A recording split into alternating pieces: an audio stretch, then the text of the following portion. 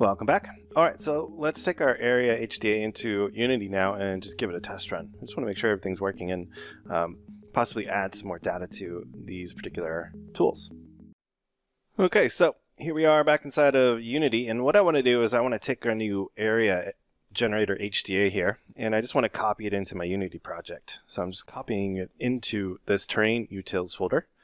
Okay, and what I want to do now is just test this all out. So let's go and click and drag this into our project.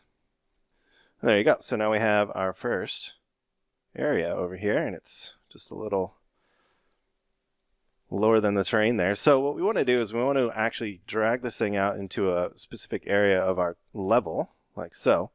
And we want to, draw something out. All right. And so to do that, we need to hit the edit button. All right. And this allows me then to select points on the curve, and I can take this now and just start to place this, wherever I want. All right. So I want this definitely to be a little bit bigger. All right. Like so. Very cool. And if you want to add more points, all right, let's hit the add button here.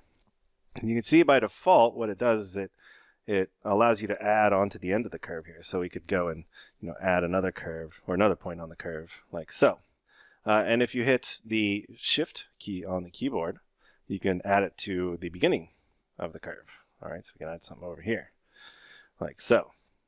All right, and if you want to add to the center, whoops, I misselected that.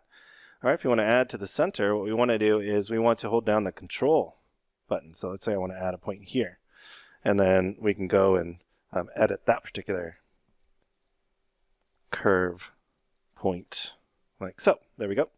All right, and if you want to cycle between all those modes really quickly, just hit the spacebar key on the keyboard. All right, just another way to quickly move around.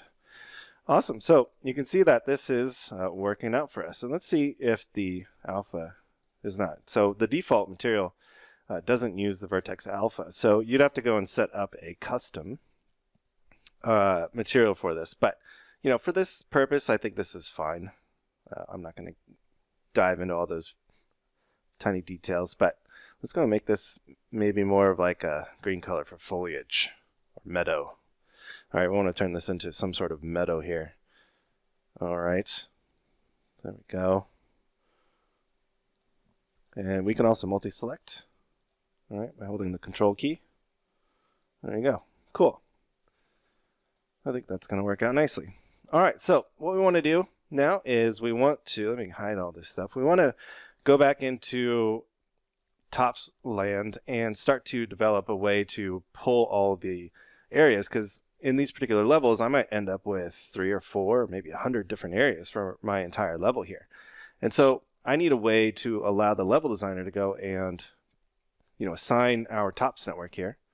All right, we need to give them some way to assign all these areas to the system. All right, that way the system can actually go and clear out the foliage and, add in all the meadow stuff. All right, so let's take a look at that in the next lecture.